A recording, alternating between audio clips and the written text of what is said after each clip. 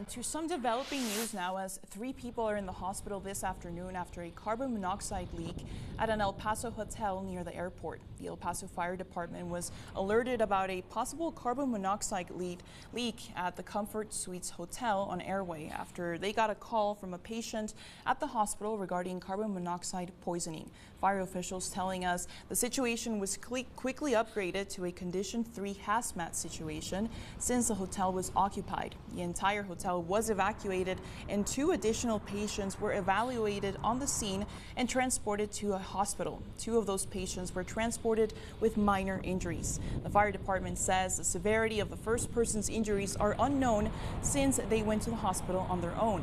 At this hour, the hotel is being ventilated and Texas Gas and Building Maintenance are evaluating the incident.